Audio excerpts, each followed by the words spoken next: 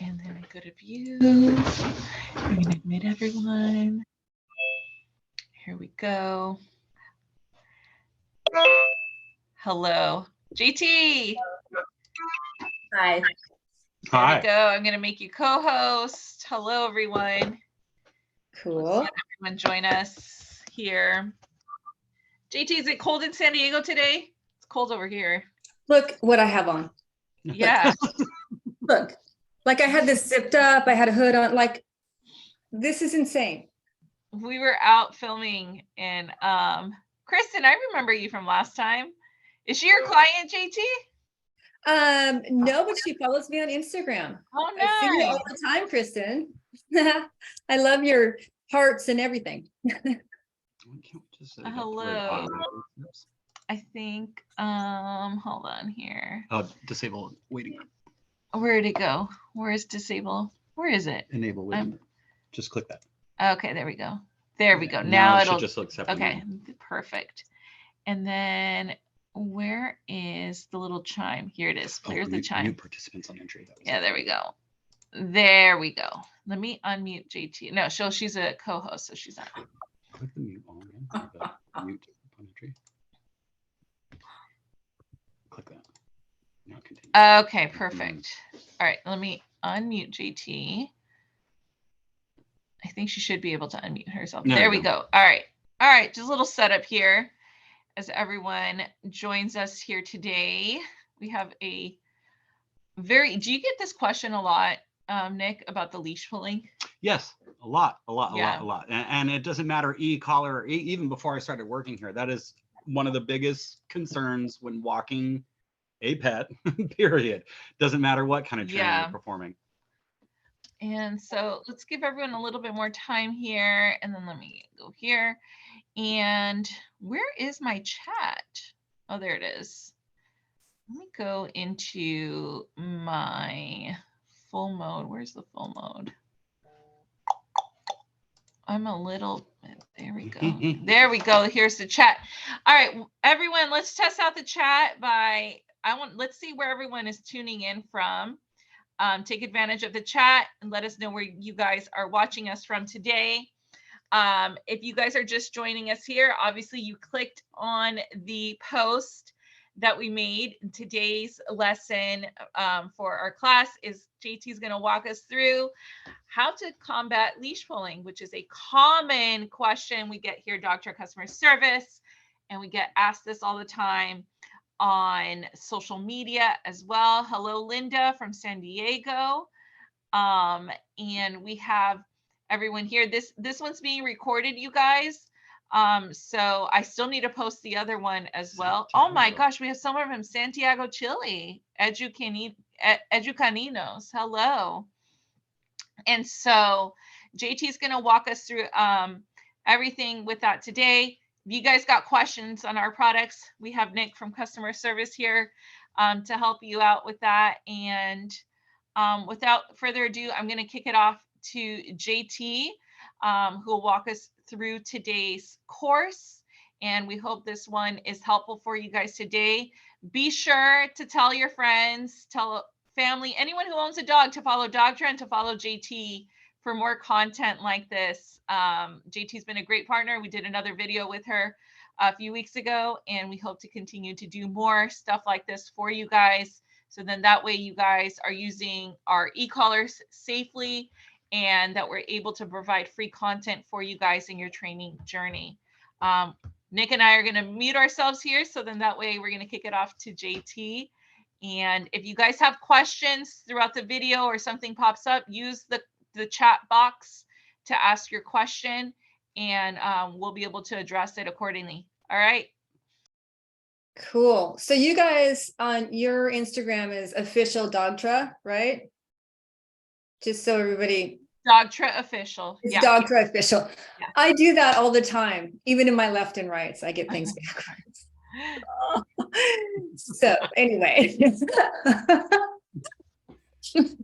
yeah. It happens all the time. Back when I was adventure racing, they would be like, oh yeah, we want her on our team because she'll keep going, but don't ask directions because she'll tell you right when she means left every time. So that's how that happens. Anyway, Dogtra Official is how follow those guys. And I am the JT Clough. So anyhow, without further ado, I'm going to go ahead. I did a little presentation and I'm just going to talk all the way through it because I think it will be helpful, even if you miss something here, as a replay to go back through and follow the steps that I talk about. So I'm going to put that presentation up. And then at the end of that presentation, I have a couple of different dogs that I've actually recorded when I'm using the collar on them in actual drills, and then adding a little bit of distraction on how to get them to walk on a leash. And yes, it is one of the #1 things that I get asked all the time. So it's a great thing to cover. So with that, I am going to go ahead and share my screen. Let me get my presentation up for a second here. Oh, wait, I have to share the screen first. Oh my gosh, where have we gone? Here we are. The tech, right? That was me earlier. It's okay, JT. we both I was struggling earlier. Okay, there's that share. Okay, now I'm going to present. I think I'm going to present. Yep, there I am going to present. All right, can you guys see that on your screen? Yes? No? Yes. Okay. Let me get to the first part of it. Okay, here we go. All right, so I titled this Walking in Sync, because that's what we want to start doing with our dogs rather than having them pull you down the sidewalk or down this trail or wherever it is. Tips to stop your dog from pulling you on the leash with low-level e-collar technique. And the reason that I bring that out is because that is the way that I teach it. I know that there are other ways to do it out there. I have been doing this for 22 years now and refined it somewhat. I think from when I first started, when you do something that long, you find out things that work and things that don't work. So some of this might seem opposite of what you might think, particularly if you haven't used an e-collar before. And some of you trainers who listen to this may do it differently, and it may work your way as well. But this is just one way that I have had tons and tons of success with. So, oh, why aren't you letting me move? There we go. Okay. So if you have landed yourself on this webinar somehow, some way, this is all about understanding the low-level e-collar technique. And in it, what I want to get across in a very concise, simple way is how to combine the collars that you need when you are dealing with leash pulling. Again, it's a huge problem. And so people have tried all kinds of leashes and halters and all sorts of things. I find that there are combinations that work for certain situations, and I'm going to talk about that to help you out with a little education on that. And then I'm going to talk about how to differentiate between prompting and reminding your dog using the e-collar. And the reason I bring that up is because this is something I go through with my clients all the time. I was just at a client's yesterday, and it's amazing. Even when I've discussed it with them before, I have to go back over this again with them because we tend to operate out of law of first mention or old habits. So typically when people think about using an e-collar, the very first thing that they think is going to happen is when you're going to push on that button, you've got the collar on and all the things are happening, right? You're ready to take off and do your thing. And you've got a dog that's pulling. Most people without instruction think that I'm going to wait till the dog does something, pulls, and then I'm going to get his attention. And in fact, they have the idea that I actually have to correct the dog with a high level to stop them. And that is what I want to clear up here when I talk about the differentiation between prompting and reminding your dog. When we get to the video, a lot of times people will say, oh, wow, clients do this too all the time. oh, wow, I had no idea you were tapping it that often. And the reason I am is because I'm prompting the dog and I'm reminding the dog at a low level. I'm not waiting till they do it wrong and correcting them. All right. So again, this is on how to stop your dog from pulling on the leash. I will say that what I'm going to cover here is not necessarily how to find your level. So I think we've got some other webinars, or we'll do another webinar if there's questions about that, about how to find the level on your e-collar. This is somebody who's probably started with an e-collar, understands how to find the level on your e-collar. Again, you can ask these questions and I'm here to answer those later. But we're assuming that you have a working level on your dog at this point. So let's talk about the combinations of collars that I like to use when I'm teaching dogs how to stop pulling on the leash. First and foremost, make sure that you are not putting, when you put your e-collar on your dog, of course you want it pretty high and relatively tight. So there's a fit deal there, right? You usually want the box from one side or the other side. Okay. One of the things that I reiterate, and sometimes people forget, is you do not want to hook your leash to that collar ever. And the reason is, first of all, it's going to pull it around and it can actually make a sore spot on your dog's neck doing that. Secondly, it's going to affect the stem. And so they may or may not feel it if it was actually pulling around on there.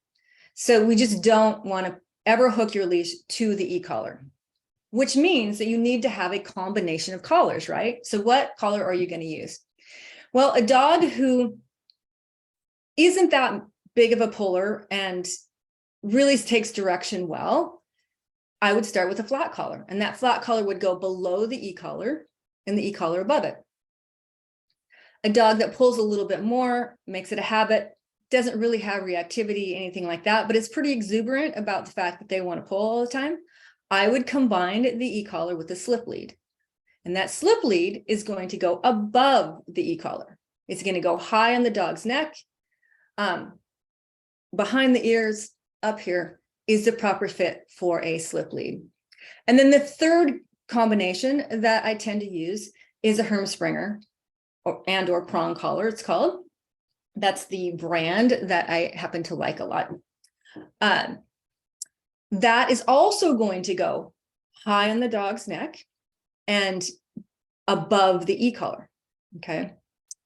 In that, if you're using those, I typically like a 2.25 millimeter for dogs under 30 pounds and a 3 millimeter for dogs that are over like 35 pounds. And you'll note here, oh, let me go back to the fit. You want to have these things fit properly. So just like your e-collar, you want that to be relatively tight. Couple fingers underneath is the fit on that. The slip lead, the same thing. You want it high and you want it pretty tight. You don't want it all loose around. So it's all slipping around and all of this kind of stuff. And your prong collar is the same way. I see a lot of people who will use the prong collar and they put it on like a necklace and it's dangling around like a necklace. And that is not the way they are meant to work.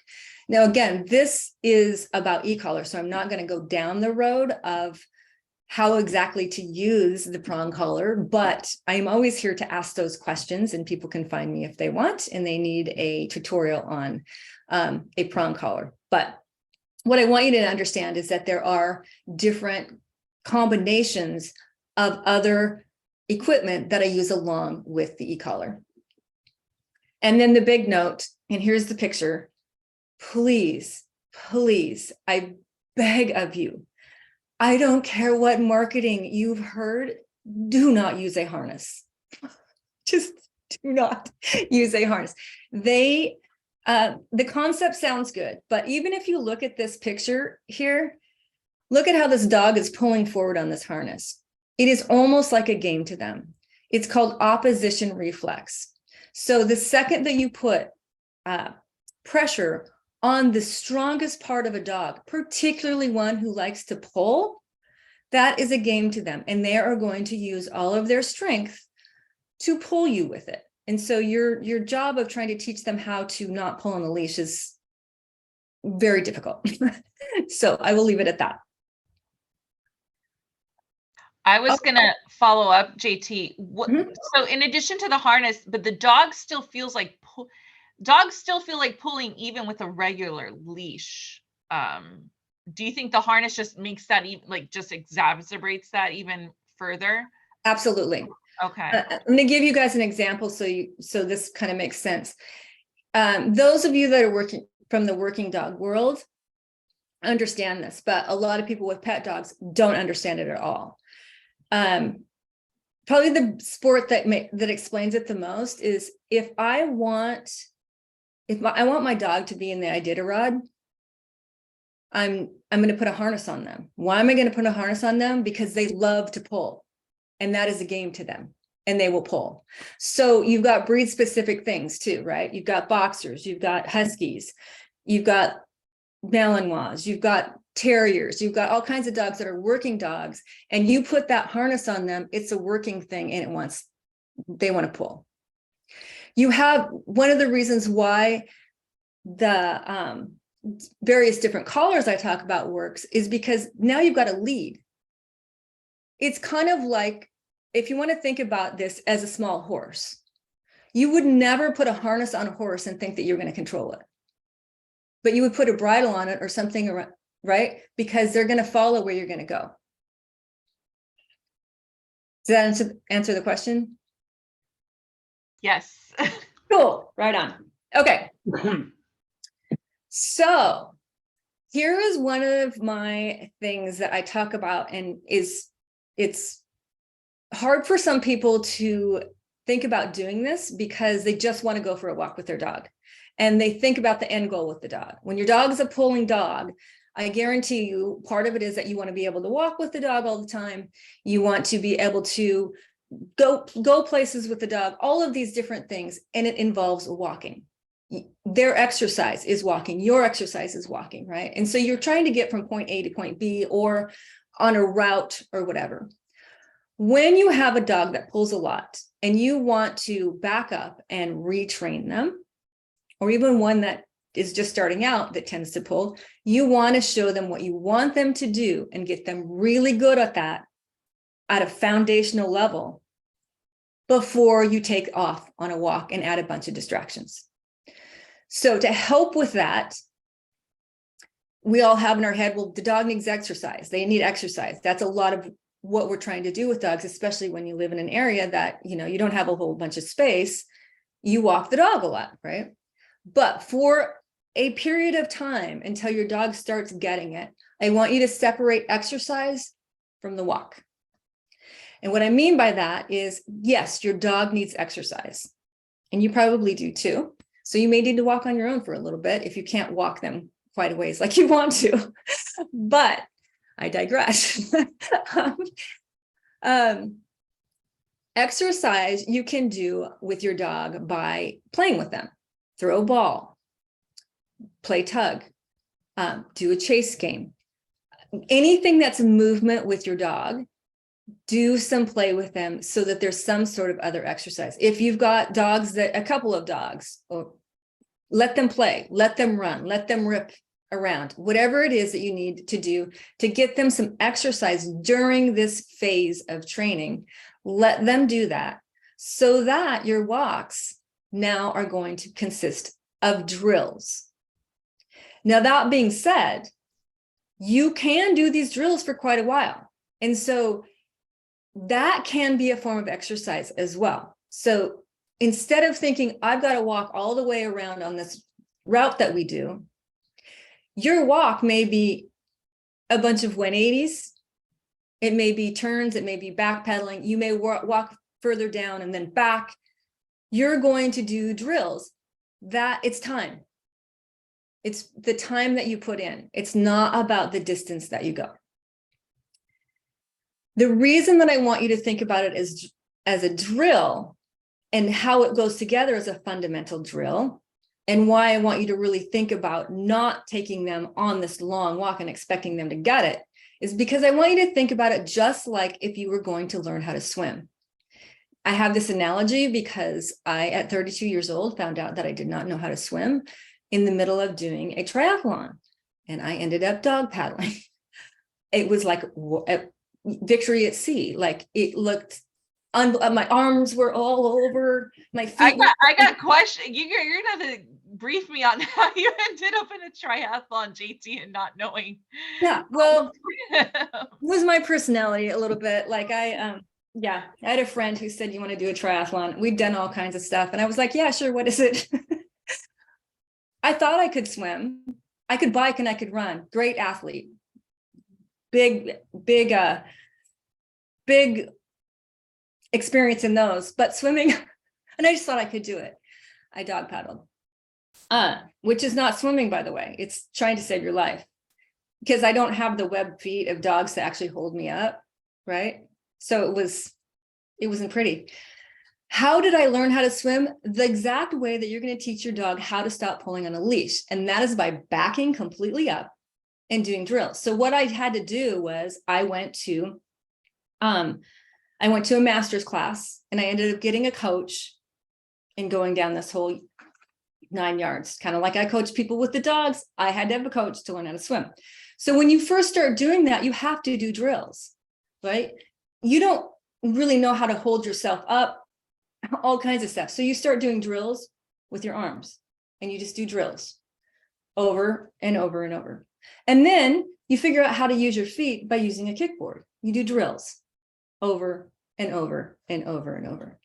And then you start trying to do those two things together, but you're still doing drills by catching up, instead of, right? This is the idea of your dog pulling. Smooth movements, which are drills, taught me how to slow down and do the technique correctly. You have to slow down to speed up. I had a coach tell me that over and over and over again, and it works with dogs too. So I make that point to, an extensive level, because most people want to move through and just do the walk and forget about the drills. So drills are really important. Let's talk about. I like that you pointed out in the beginning to separate the exercise from the walk, because it sounds like people are trying to kill two birds with one stone. They're like, well, I have to take out the dog for a walk, but I also have to exercise the dog. So the walk becomes the exercise, but then because of the leash pulling, is it because of the leash pulling that it's not becoming effective? So you recommend separating the two until when the dog understands how to properly walk on the leash, can the exercise be the walk then at that point? Yes. Okay. But what happens is, why I reiterate the part about the drills and doing them for quite a while is because it's difficult to put that all together. If you can't do it at a foundational level really, really, really well, you can't do it when the distraction goes up, when the pressure goes up. You can't do it then. So like me with swimming, that start gun would go off, and if I didn't do those drills over and over and over again, believe me, I tried it because I was just determined. You're still out there at war with the water. And I felt like I was swimming so hard, and I would look at my time and be like, oh my God, this is horrible. When you slow down and you do those drills and learn how to do it right, and do that so much that it's drilled in your head, that's what you go back to in those moments when the pressure comes in and you actually go faster. Same with a dog who pulls. If I have that foundation so clear to the dog, I can bring them back to that foundation when the pressure happens, when they would normally pull, when another dog's coming, when people are coming, whatever it is that makes that, the leaf that blows across the street, whatever it makes that dog want to pull. If I don't practice that, like literally do the drills in a foundation so many times, they don't know it then. So that being said, I start with what I call a follow me game using 180 turns. Okay. The reason I make it clear that I want you to start with 180 turns is because I oftentimes see people start this game. I show them how to use the collar, which we're going to talk about in a minute to combine it with that.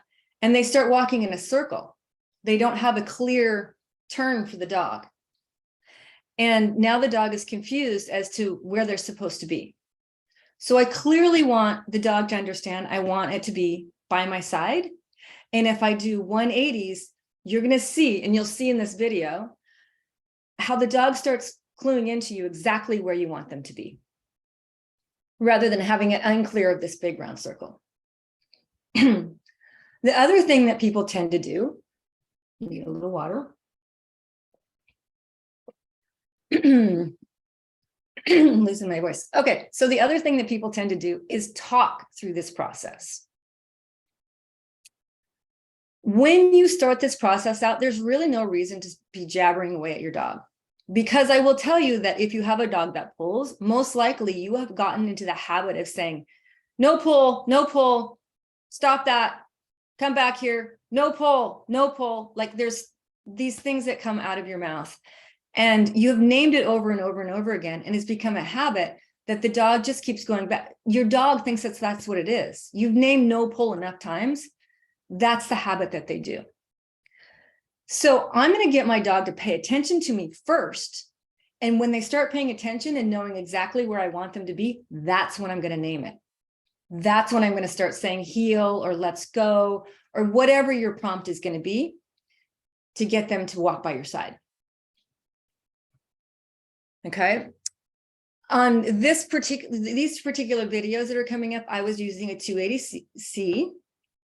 And the way that I start a dog on these 180 turns is I will start with a nick. And of course, you've got your level. These particular dogs in this scenario, one's on a level 4 and one's on a level 21. So different dogs, right? I'm going to use a nick if I see that they're not responding, because I want to use the lowest level and the least amount of prompts as possible to get them to understand. So if I see that they are not paying attention, or I feel like I need to pull on the leash to get them to pay attention, I'm immediately going to go to that continuous button, tap, hold, until my dog turns and comes with me. Again, you're going to see this on the video, but I'm guiding them through the turn. You can think of it, here's another analogy. You can think of it as almost like a signal when you're going to turn your car. When you're driving along, you signal to people that you're going to turn so they don't run into you, right? You're alerting somebody you're going to do something different, pay attention. You're going to do that same thing with your dog. You're going to alert your dog, you're going to turn with a tap, and you're going to keep tapping until they make that turn with you, and then you're going to turn that tap off, right? It's a signal to your dog. So back to when I talked about prompt as well as reminder, that is a prompt. Do you see the difference? Where a lot of people will wait till the dog has already gone past them, try to stop them and bring them back. I'm going to prompt them ahead of time. JT, I think Kristen can't hear. Can everyone else hear? I just want to make sure if it's just Kristen's computer or if it's everyone else. Let us know in the comments if you guys can still hear us clearly. And while you guys answer that, we can hear you, JT. I'm Good. Okay, Storm. Oh, hi, Storm, Rochelle. So she can hear. Okay, so Kristen, it might be your settings because me and Nick still hear JT clearly. Linda, so everyone else still hear you clearly. Kristen, I would check your settings, or maybe maybe the connection isn't as clear for you. Yeah, so everyone, great, good.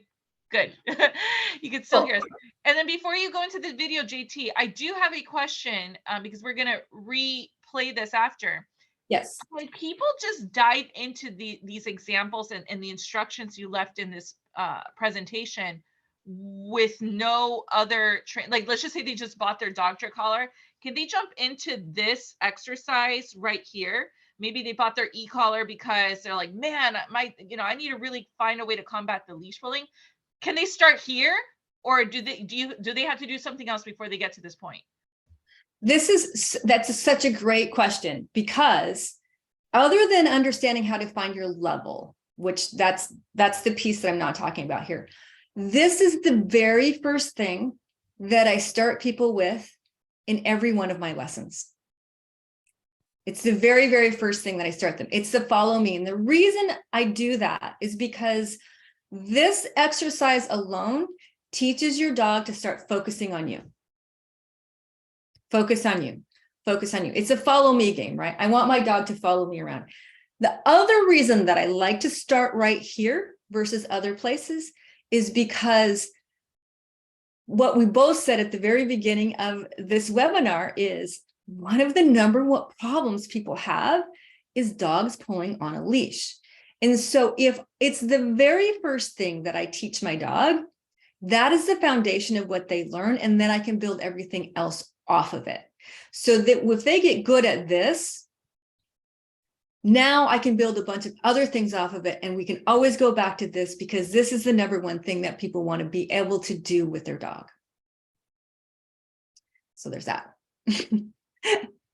No, great. I just wanted to give that context, whoever's watching this now or later, to just know that you this is a place where you can start. And just mentioning being thrown into it, funny, you'll probably appreciate, JT.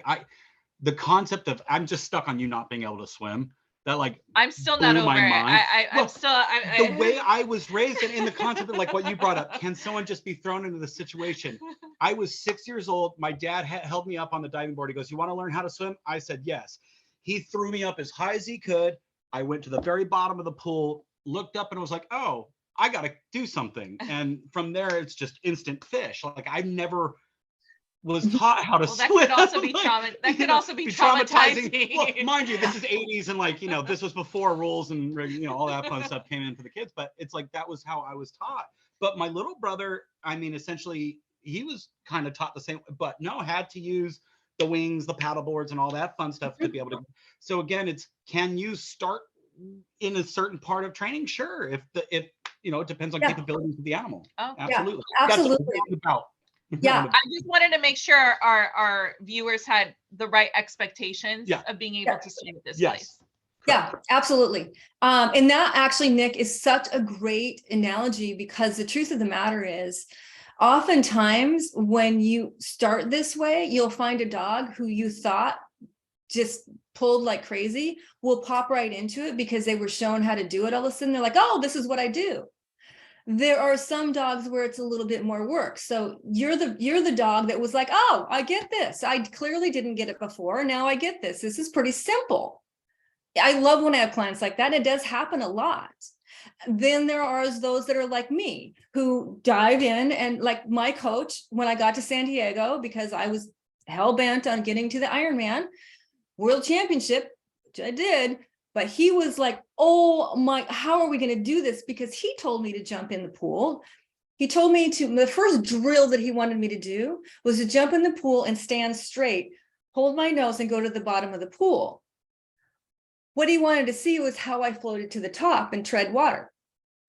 I stayed at the bottom of the pool. And he was like, "Oh, this is going to be a lot of work." It was. So again, same analogy happens with training dogs. Did I learn how to do it? I learned how to do it really, really, really well, but I had to drill myself to do it. I had to drill myself to do it in a pool where there wasn't a whole bunch of distraction, where I was swimming in lanes back and forth, back and forth, back and forth. Ironman, I was jumping in a body of water, the ocean, those kinds of things, with 2,000 people who were like beating the crap out of you. That's a lot of distraction. You better be able to go back to foundation if you think you're going to get through that, especially when you were kind of afraid of swimming, right? That is the same analogy with dogs. So starting here, perfect analogy. Some dogs are going to take off with it. Some dogs need more work on it, but it's still a good starting point, no matter which end of the leash they're on, right there. So cool. This is just a little funny thing. This is, I come up with these photos and what have you. This is something that happens to people all the time in the midst of their leash training. This tends to happen when their drills are getting a little bit better and better, but you're out walking and somebody says, can my dog say hi? The dog's pulling up to your dog, and so you don't know what to do, and you're trying to be kind because we're taught we need to be, appropriate and not stand up for what we actually want to get done or accomplish. And we're also appeasing this other person that thinks their dog needs to say hi. First of all, your dog does not need to say hi to a strange dog. If we were that way, how would you like it if somebody just walked right up into your face and said, hey, I want to say hi? You'd be like, you're weird. No, it's inappropriate behavior. Do not do it. Okay. Dogs don't need to pepper do that. spray. If a man just came up, hey, and the pepper spray. You're like, whoa, dude, no, right? But people are convinced that dogs need these friends, and that's how they're going to make friends. No, that's like, in the dating days, somebody just doesn't like, hey, and you're, home base all of a sudden or something. I don't know. Sorry for that analogy, but I think most people get that. No, I think the owners are the ones who want to make friends. It's not the dog who wants. Exactly. I think the owners are the ones who want friends, and they just say that the dog's the one who wants the friends. Yeah, it's like no. So, but people feel bad doing it, and so when I tell my clients to do this, they're like, "Oh, that works," because they don't want to be like, "No," right? What I do is I have a lilt in my voice, and I go, thanks so much, but not today. And I keep on going. Do not stop, continue your drills, do your thing. Or if you're past the drills and you're walking, do your thing. So that was a little bit of a side note. Recommend the people, are you okay with people wearing those leash signs or something like, I'm in training or something? Dog in training. That way people, even from far away, don't even think about asking you at all. They'll be like, oh, okay, that person is training their dog. So I should probably leave them alone. In this thing, I would always say an ounce of prevention's worth a pound of cure any day. Absolutely, 100%. So that's just a little side note. I know it's one of the stumbling blocks that people have all the time. That's why I added it in there. Oh, and by the way, do you if someone has a dog who's like reactive and like the other person goes, hey, like right with the dog, what do you recommend? Do they stand in front of their dog just to prevent something? I don't want to go too off topic, but what do you prevent for safety? Like, ooh, my dog has lunged at other dogs before, and or I'm in training out here and like someone just brought their, like, what do you recommend the person needs to do like immediately to prevent something? Right. What I recommend in that case is, this is why I harp and harp and harp and harp and harp and harp on drills, because I want you to be able to use that drill when that happens to avoid that from happening. So you see dog coming, you can see the person looking at you like, my dog wants to say hi. I want you to ignore that person. I want you to ignore the dog. I want you to do your drills. That is the only thing that matters in the world right then. You are going to prompt your dog before your dog loses it, and you're going to start turning and doing 180s or backpedaling to get your dog's attention.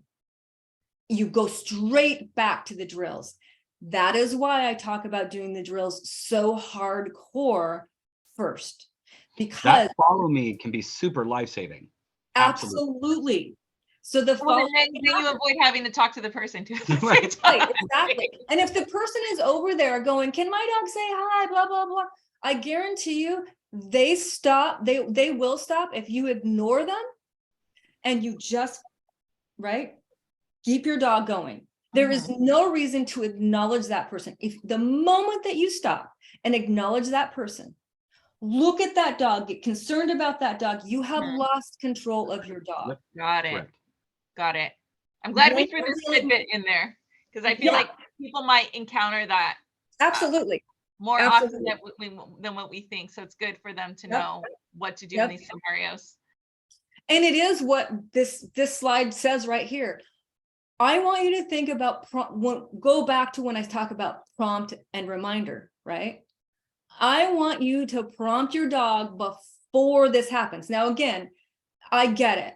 There are people who are just, I don't know where their head is or what they're thinking. And I will I'm refraining from using the language that I think about when they do this, like dumb blank, right? What are you doing? So they can come into your space very quickly. Again, prompt. The second you even think it's going to happen or you see them, get on it, then prompt and get your dog's attention. Do not wait for it to happen. Second bullet here. Don't wait and hope that your dog's not going to do it, or that the person's going to wake up and go, oh, probably not a good idea. Don't wait. Prompt your dog and direct your dog way before it happens. And if it happens and it's in the midst, it happened too fast, that's where I want you to go back to the drill. Stop worrying. What happens is you start looking at the other dog, you start apologizing. I'm so sorry. I'm so sorry. None of that. You get control of your dog. And then if they're still standing there in the distance, you can be like, I'm working on it. So sorry. Continue to move. Okay.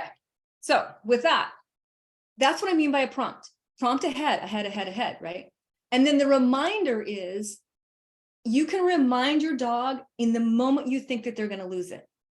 So that's the other thing you'll see in the video, that I'm reminding and showing them what I want to do. I'm not going to let that dog go out and then bring them back, especially in the foundation teaching phase. I am going to see that the dog is almost going to go, and I'm going to remind right then, so that I can keep them in that position as much as possible. We should come out with shirts at Dogtra that have the back and it says like TTYL, like talk to you later, I'm training or something.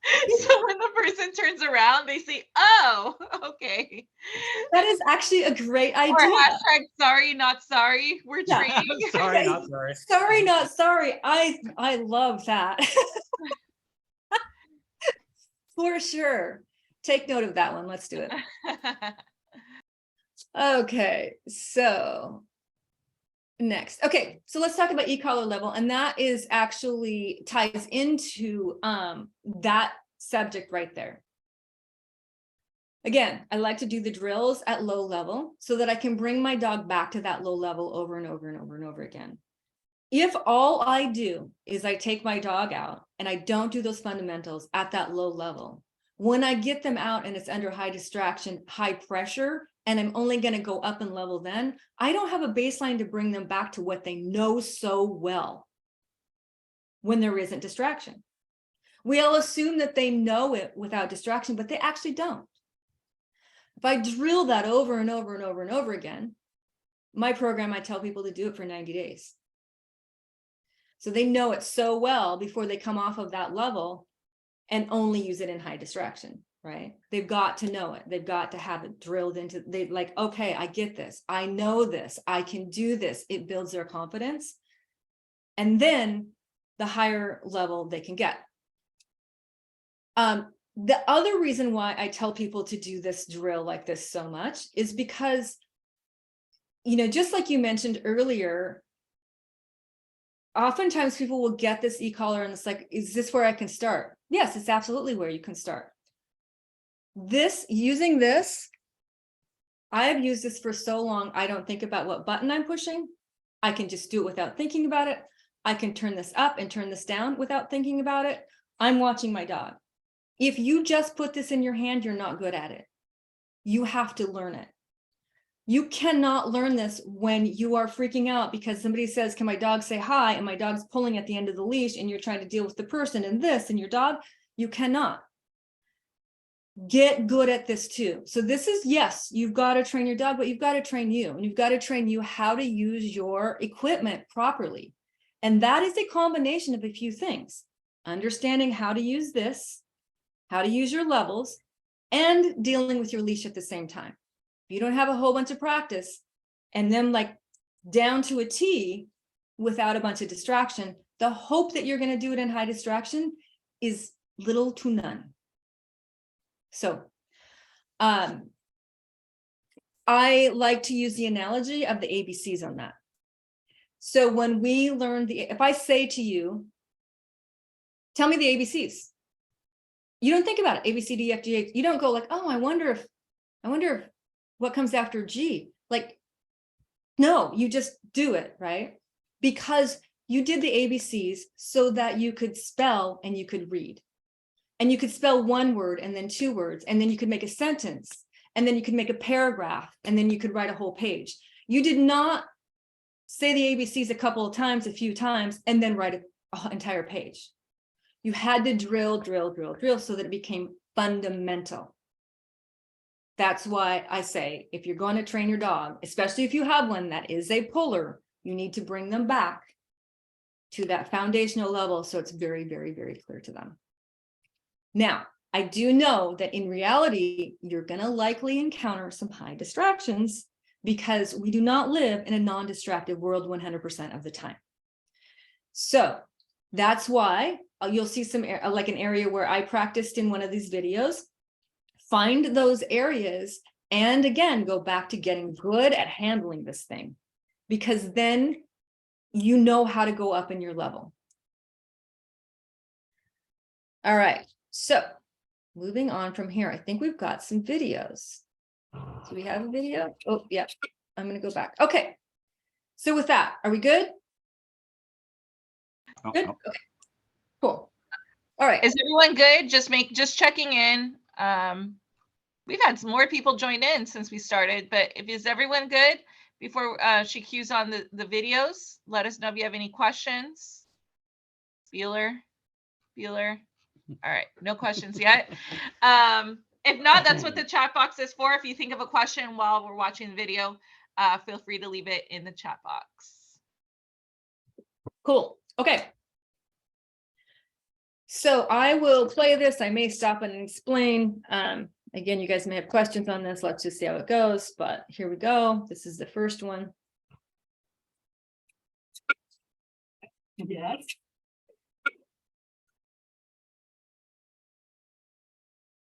Yes. Girl.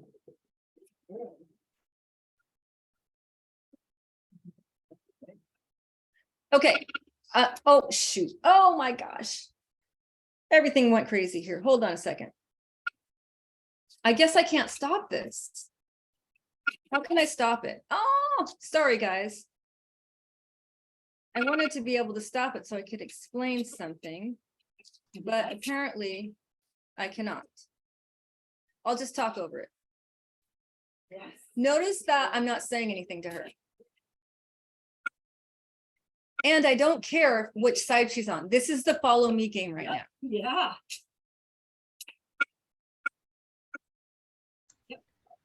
We're hearing the sound box, yes, right? That is the sound box you are hearing. That is the sound box. Every time that sound goes, I'm tapping the button.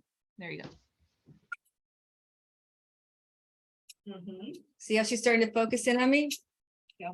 Okay. Oh, shoot. I wish I could stop that. I prompted her because she was going to go out ahead of me right there. Right before she did. Good girl. Very good. Good girl. Yeah. Very good. Okay, I'm just going to do this so I can explain that one before I go back to that. So that happened really fast, and I wish I put this in a presentation that I thought I could stop the video on, and apparently I can't. Is it on a PowerPoint, JT? It's in Canva presentation. Oh, okay.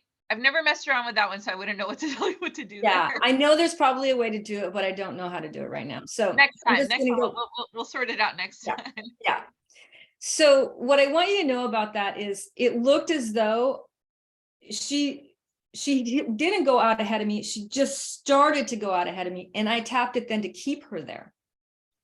I did not wait for her to go out ahead of me and then tap her back. You also saw her go out ahead of me. I missed it. She was something distracted. She saw something. She went out ahead of me. I tapped to have her come back to me.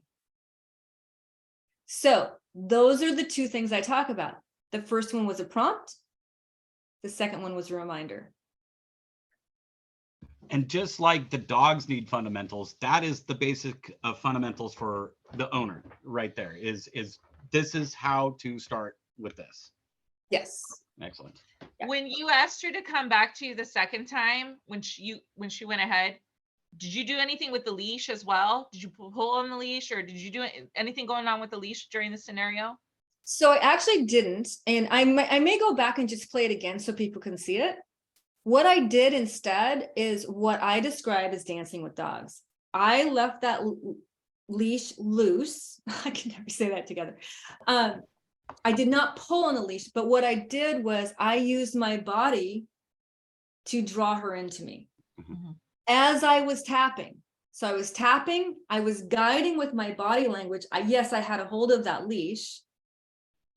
It was a loose leash because that is what we want to teach them, right? We don't want to teach them on a tight leash. Again, that is why I want to do fundamental in low distraction, because I want them to understand I need you to pay attention with this leash loose. I do not want the cue to be the only time you pay attention to me is I have this leash tight. And I do talk about dancing with dogs. You'll notice I'll go back and play it again. You watch me when I turn around, I will look at the dog, I'll get down, I'll come back.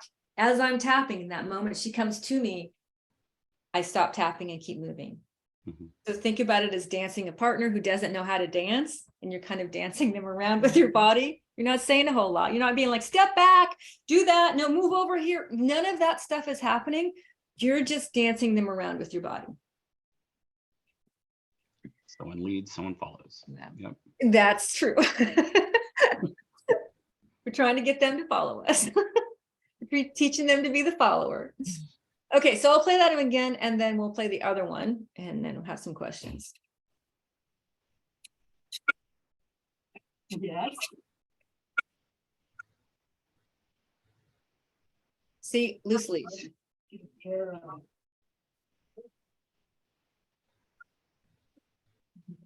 Again, I don't care what side she's on. I just want her to follow me right now. There, I danced her back to me.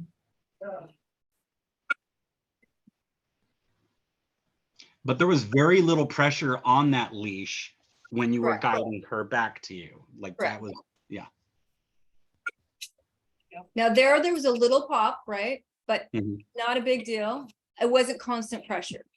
So I'm guiding her using both of them. Guiding the loose leash, yeah. Good. Good. Yeah. Very good. That's a pretty puppy right there. Does she have issues with leash pulling, JT? Is that why you picked this dog? Okay. That's good for our audience to know too, that you didn't just, a lot of people, we just pick, trained dogs for these videos. No, she drives her owner crazy. So again, this right here, I've added distraction. See how I have to use more of my constant? Yep, I hear it. Good girl. There she's distracted. I tapped her. Distracted again. Yep. Yes. Oh, puppy. Oh, I love it. Okay, so the difference between those, the first one was low distraction, right? And even having that side, like it had a fence and a halt, that makes it easier. It's a great place to start like that.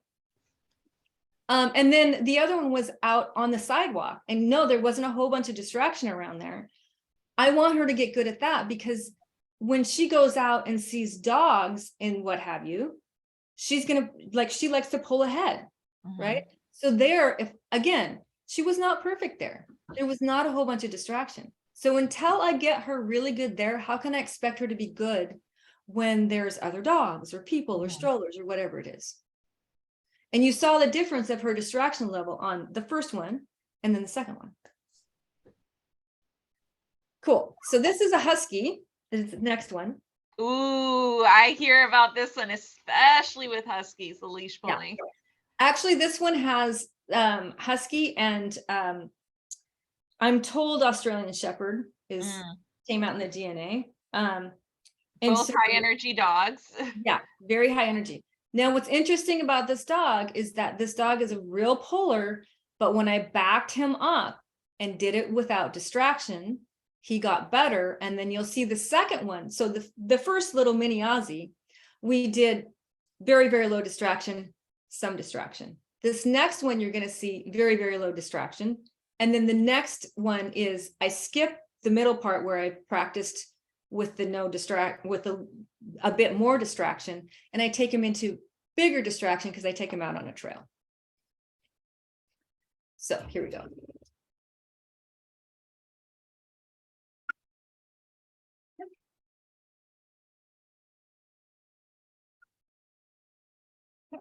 I was amazed he paid this much attention here because he's a real puller. Yep. Very good.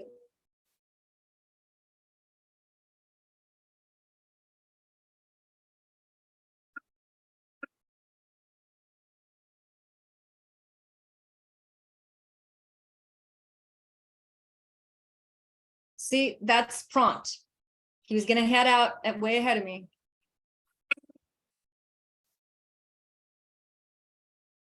Loose leash, right?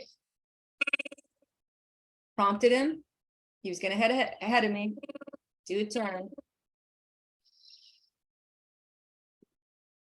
See, I was checking it. Ooh, went out ahead of me. And I kind of let him do that there so I could show you guys.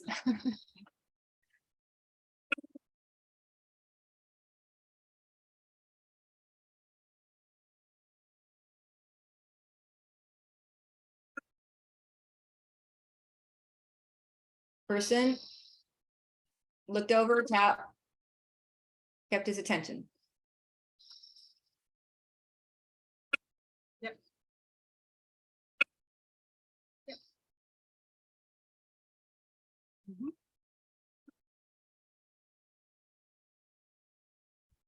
Okay. Questions? No, JT, I mean, talk about great examples of no distraction areas to work in, adding more distraction, high distraction. I mean, yeah, no, he's handsome though. That's a handsome dude. Sven. Really. His name's Sven. he's a handsome fella. Yeah. No, Sven's runner. He likes to he can hop over a 4-foot, 6-foot fence, right? So we work on a recall a lot with him. Yeah. But yeah, he's got some things going on. She's got her 2 horribly trained dogs in the background. There's the one that was in the video. Oh, that was your dog. Or are you watching the dog? No, that's not actually my dog. That is a trainer dog. Okay. Board and train. And again, what I will tell you, some people will be like, well, why are they all up on here, right? This is what her mom does with her. This is what her mom wants to be able to do with her. Okay. And so I am teaching her how to learn to chill and hang out. Her mom works in her office and she needs her to be quiet and chill out and like hang in her office. And she wants her to sleep on the bed with her. Like, this is the thing, right? Yeah. If this person in my board and train said, I don't want my dog on the furniture, that dog would be down on a parquet. Got it. Correct. Got it. JT, unshare the screen so it goes back to you. I've never done a recording. I have to review the last one to see how it's gonna come out, and I would hate for us to just be talking and then people are just watching the screen instead of looking at your seeing you speak. Educate Caninos from Chile. If the dog reacts during a training session with the e-collar, what can we do in that case? Is his question. If the dog reacts during a training session, that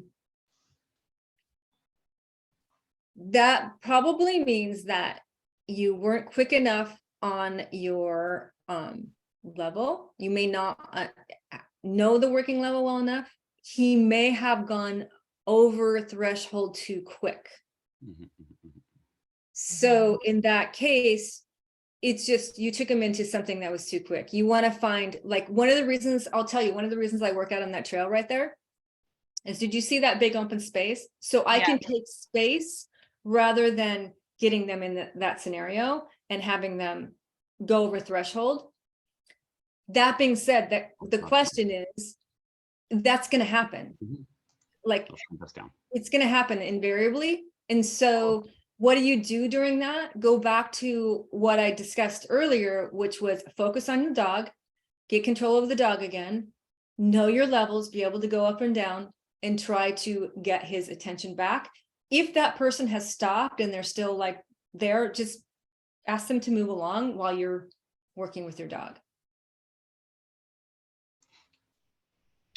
When do you, so you said during this exercise, you're not putting words to, you're just doing it and you're pressing the nick, and then you alternate between nick and continuous, depending on how the dog is responding. But she's not verbally giving commands. She's not verbally. Physically giving command with her body But and the rotation. At any point, does someone have to give this a command, really, or is it just more? So that's this kind of the second phase of, and these two dogs I wasn't doing it with because I was taking them through that earlier phase. But the next part of this is I'm going to start naming it as they're doing it. Okay. So if I want to use let's go, or I want to use heel, when they're in that position, I'm going to say heel, right? Or I can use my marker word, good heel, right? I'm naming it. Mm-hmm. And here's why I do it that way. I think of using a remote collar in the very beginning as an extended version, and there's a stretch here because of the way that it was done, but take this for the analogy of it. I use it as an extended version of Pavlov's theory, where you have stimulation, you have word, and you have action. Mm-hmm. Those three things keep coming together, right? The stim stops when they do the thing. Mm-hmm. Stim stops when you do the thing, and then you name it. And if those three things keep coming together, I can then, and it becomes so automatic, Mm-hmm. I can then remove the stimulation, and word and action mean the same thing. Are treats ever given in the way you approach this as well? And if so, when should someone give the treats, if they should? Okay, that is a really good question. I oftentimes will give treats to dogs as a reward. And I'm going to back up and say the reason why these two dogs I did not do that with, and it was more of an affectionate thing as my reward, Mm-hmm. is neither one of these dogs like food. Yeah, they're not food motivated. Mm-hmm. Mm-hmm. They do not like food. So for them, that's not a reward. Mm-hmm. Like they're like looking at me like, oh, I don't want that, right? Yeah. Praise and the high-pitched voice is more love to them and rewarding than. And if a dog is food motivated, when do you recommend someone gives the reward? When they're doing it. In that moment when they're doing it, that's when you can give the reward. So while they're walking, someone just gives the treat to the dog, like as you're walking? Good example. Yeah, so when she makes the 180, if the dog 180s with her without having to correct or follow with the leash, then you instantly good boy, and you continue on with your training. You make the association of what was correct to the dog. So right. like, So yeah. So I made that turn, right? Tap, tap, tap. The dog turns with me. That moment that the dog turned with me and I came off of that tap, that was the right moment. And what I want to reward is not exactly that moment, but when they hold it for a couple of seconds or 3 seconds, boom, I'm going to reward they did it right. Got it. That's what I kind of wanted you to explain, is just the timing of when someone should give that treat is, so once you do your tap, tap, tap, then the dog, okay, I get it. I hear you. I understand what you want. Then they do it. Then that's that moment you give the treat, right? That's kind of the sequence there. Yep. Got it. Precisely. Got it. I was going to ask, there was something else that has come up before that I was going to ask. If anyone else has any questions, feel free to leave them in the comments. Do you have anything before it comes back to? No, like I said, it's just super awesome because again, these are the biggest questions that we get asked on a daily. Even so much part of where do I start? The fundamentals. And thank you, JT. Just again, always explaining this and making it so well explained. I mean, who else have we done an interview with that actually comes up with a slideshow? So thank you so much. We greatly appreciate it. Great day. No, yeah. I love it. Usually, I think can you go back and just remind them when you're alternating between the nick and the continuous, like when you're choosing to default, you know, that you do the nick, and then when are you defaulting to the continuous? And with the continuous, it's that tap from last time, tap. So when are you switching over to that, and how are you, you know, what cues are you using to make that decision? Okay. This is something that people have questions about all the time, so I'm glad that you brought it up. I start with the nick, and I'm going to base that on, there are some dogs, honestly, that I'm going to start with. They're so highly distracted that I'm just going to, the nick does not do anything for them at all. So I'm just going to go straight to continuous there. But to know that, to be able to even know that, you got to try the nick first, right? So if I am Nick, I'm not talking to you, Nick, by the way. Nick.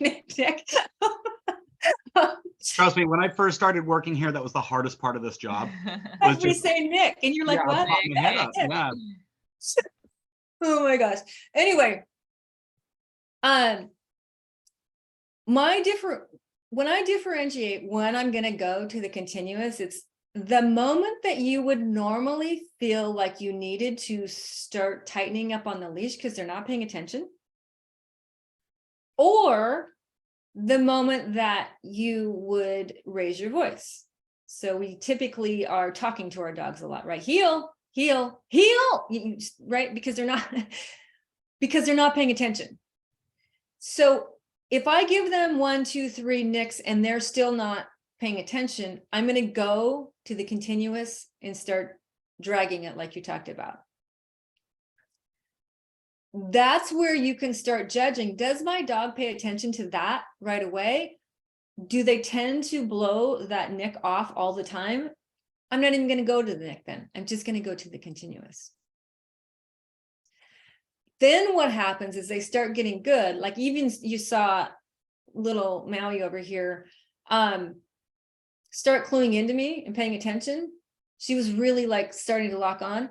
I'm going to go back to my nick, because again, my whole thing here is to teach them to pay attention to me.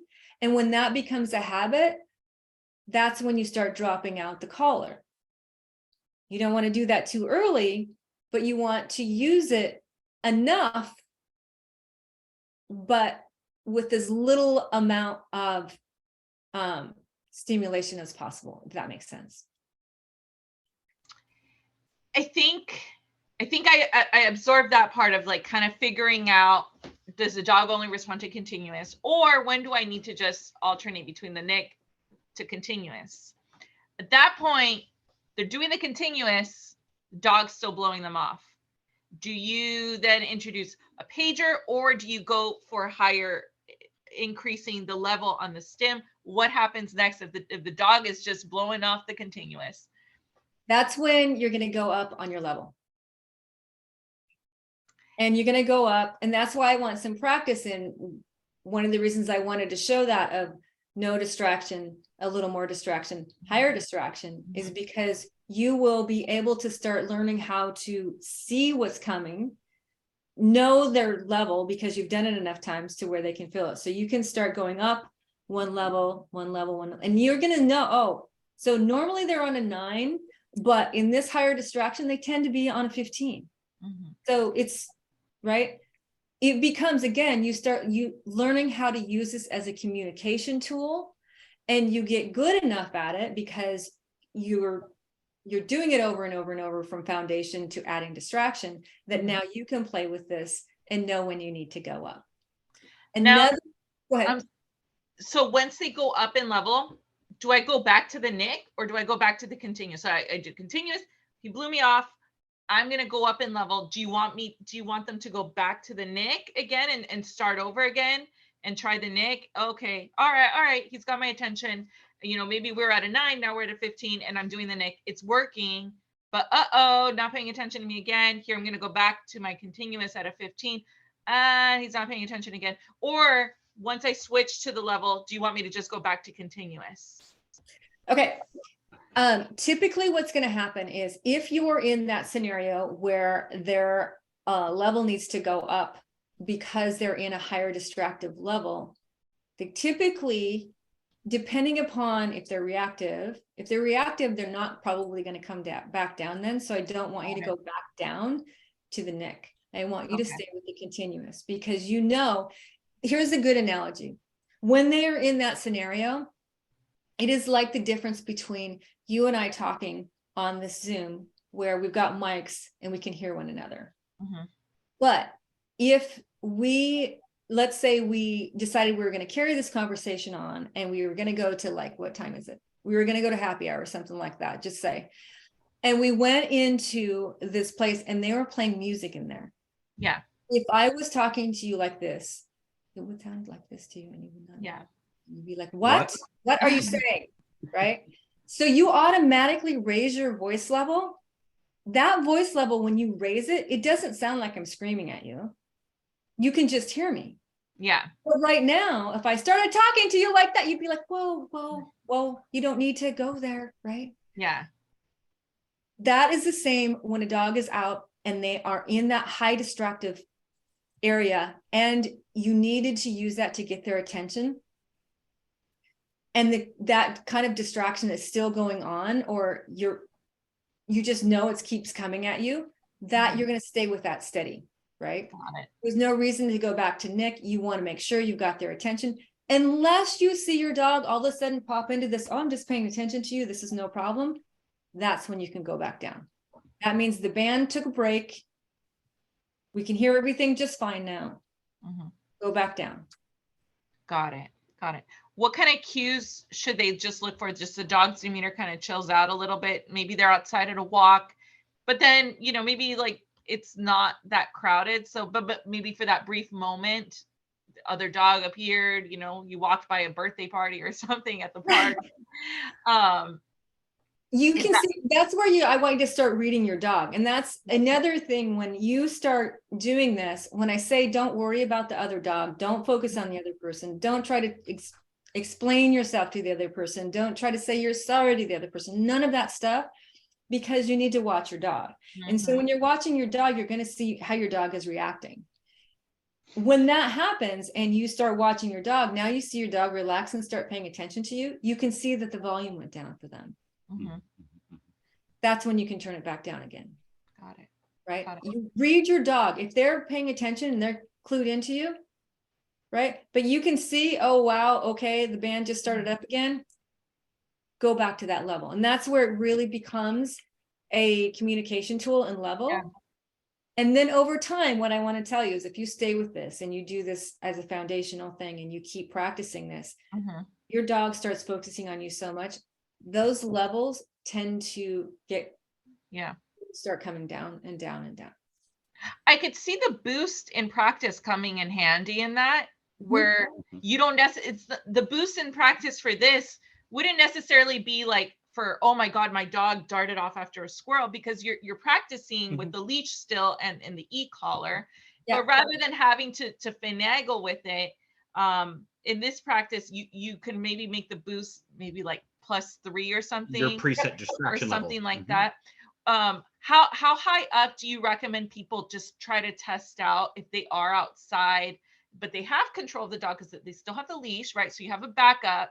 It's not like the dog is off leash. So you don't necessarily have to go too high up, but how high up do you recommend someone test out if the dog is getting kind of distracted in that scenario? So that again is why I say continue these drills and then step it up, because what you're going to notice is you will start noticing a pattern as to what your low level is and what your high level is. And so you can almost, in fact, I have clients, it's so funny because, and it does vary between dogs. I will tell you that some dogs have a range of 9 to 13. Some dogs have a range of 15 to 40. Which is why I love the boost option on some of the collars. Because now I don't have to worry about trying to do this thing to get it to the right level. I can program it so I've got the level, right? That boost automatically goes up to what I need it, because you've seen it happen so many times in your dog. Then you can get good at understanding how to set your boost so that when they start paying attention more and you don't need that, you can bring your boost level down. Got it. Got it. What are you usually recommending just off for someone to just test it out? So that way it's not too startling to the dog, like you're not going too far. What is kind of like the range you like to just recommend just for someone to start and then kind of add from if it's not working out within that? So if someone's like at a 5 or something with their dog, how high up do you recommend they attempt to go first? Okay. To get the attention. So typically a dog that's responding at a very low level, you're not going to have to go up as much on them, like depending upon the distraction. Yeah. Right. But I don't go from, 4 to 15. Not going to do that. I'm going to test it out and go from 4 to 6, from 6 to 7, right. A dog that's like maybe starts on a 15, you may want to go 15 to 18. Got it. 18 to 20, 20 to 23, right? See where that range is, because again, just like back to our swimming analogy where some of us can jump in the water and be thrown in the water. By the way, Nick, what's so funny is my dad, when I was a kid, threw me in the water off of a boat and told me to learn how to swim. And I almost, the memory was, that's why I had such a hard time, because I almost drowned, right? And he's like, I grew up in Montana. We were like landlocked for the most part, but then, we're in this lake and I didn't know how to, and he was like, well, what the hell's wrong with you? I grew up, my era, like there was no, that's funny. Everybody did not get a trophy, let's just say. I get it. Right. So back to, there are like, it is a testing out range, and that is what part of teaching ecollar is all about, is understanding why having a coach is kind of good, because you can understand the level of, and it depends upon what your dog's issues are. If a dog doesn't have, like, they just are overexcited and they're not reacting, their levels are probably going to be closer to one another. If you have a dog that's going to go into a red zone, you don't want to let them go there, but their levels still are probably going to be higher to remind them not to go in there prior to them going in it. Got it. Got it. I think I just wanted them to have like some point of reference, at least, to see kind of like how you would approach it. I would hate for someone to just be like, oh, he's not paying attention, and then just get so frustrated and then go a little bit too high up. So it sounds like if your dog is in training, and for you, what is considered low? Like anything below a 10? Is that what you would kind of consider a dog that's training on a low level? Yeah. And it sounds like if your dog's already in that, then you recommend kind of like increments about 2, right? To kind of test that out. And if a dog is training, maybe like you mentioned, a little bit above a 10, then it sounded like you were going up above like increments of 3 to 4, right? To see, again, depending upon the dog's, depending on the dog. So okay. I have a great question, JT, and this actually comes up a lot more than, and you kind of just touched on it. I'm training my dog, trying to find the right levels. I accidentally go a little too hot. Yeah. And get a reaction from the dog. How do we, do we regard the reaction? Because sometimes regarding a reaction can complete that cycle of, oh, this will happen every time. Or what do we do? You know what I'm trying to ask right here. I know exactly what you're trying to ask. Thank you. My belief is that dogs pick up an emotion before they pick up on anything else, and that you actually can lead them through your emotion. And we are actually, one of the reasons why dog trainers have so much work is because we have become, for various reasons, a reactive society. And we are trying to smooth everything over. And what we're really trying to smooth over is ourselves too, because it's like, oh my, this is right. So we're reactive. So this happens to your dog, the very first thing that wants to like automatically come out is like, oh, I'm so sorry. Oh, I'm sorry. Yeah. Oh, it's okay. I'm so sorry. I am so sorry. The great thing about them having dogs versus children is that they don't necessarily logic. And so they just picked up on all of that as like, oh my God, I guess there was a problem. So what I do in that scenario is turn it down and continue on. Okay. Show them what to do at a much lower level. Mhm. And that, yes, it was a mistake, didn't mean it, but we're not going to make a big deal Okay. and make them think there actually should have been something to be fearful of. Mhm. There's nothing to be fearful of. There's nothing to be concerned about. It's sort of like, oh, you stepped on their tail and you keep on moving. Okay. Got it. Yeah. Got it. Got it. Now, So- can you have stepped on that tail kind of really hard and the dog need a day to come back around? Sure. Yes. That's what we're trying to avoid. So Yeah. that's why I talk about fundamental stuff, so that you understand your levels and you don't like go into like taking up way too high when you don't need to. Yeah, that's why I had asked that question, so our viewers have some point of reference of what a trainer would do in that scenario. Granted, I know it varies on the dog, but I just wanted to have you kind of share, because usually people crave numbers. It's so hard, especially with what we do here. They call Nick, they call customer service, and they're just craving numbers. They want us to give them like a preset level. So you know what my best answer to this is? What level do I start training my dog at? Right. I'm going to go back and this was something that was discussed many, many years ago. It was Robin and myself talked about people focus on the number so much. Yeah. And what we will tell people is, watch your dog and turn your level and see when they respond. You don't want it to go that moment that they respond, there's your number, right? But we get really focused on this number. What is the number? What is the number? And then you cut, and sometimes people might even hold back. They're like, oh, yeah, because they're like, oh, the number. So we're wondering if maybe you guys could do a design, change the design for us. And the design is not a number. They're all emojis. I remember those. Emojis. Yeah, emojis. There's Smiley like, face, oh, face. there's a cherry. There's a banana. There's a sun. There's an umbrella. There's a dog paw. Like, oh, my dog's on dog paw. Cool. Because the reference to number, they'll freak out. It doesn't mean anything. It doesn't mean anything. Because dogs, and another thing, sometimes people think little dogs are going to have a small number and big dogs are going to have a big number. And many times a little dog will have a much higher number than a big dog will. Yeah. It's back to our swimming situation here, Nick. Yeah. I'm telling you. Yeah. Like, we don't know until you jump in, and then you're like, oh wow, I can't, like, you are right though. By design, I've come across more than often. Anytime I come across smaller dogs, they have a lot of energy. Mm-hmm. Then I come across like a big dog, they're a little bit dopey. Like they're a little bit just like, oh. I know a Newfoundland that operates off a 3, and that's all the dog ever needs is a 3. Yeah. Versus I have a friend with a small, I don't even know what. Yeah, well, it starts with a terrier? Shih Tzu part and goes to the eater at the end of it. But it's a very small dog, and I'm glad you caught that, JT. Thank you. A very small dog, multi-breed, but that dog on an IQ is 25. Oh wow. Yeah, it's unreal, because it's the focus that it requires to break the dog out of it. It's intense. Yeah. I think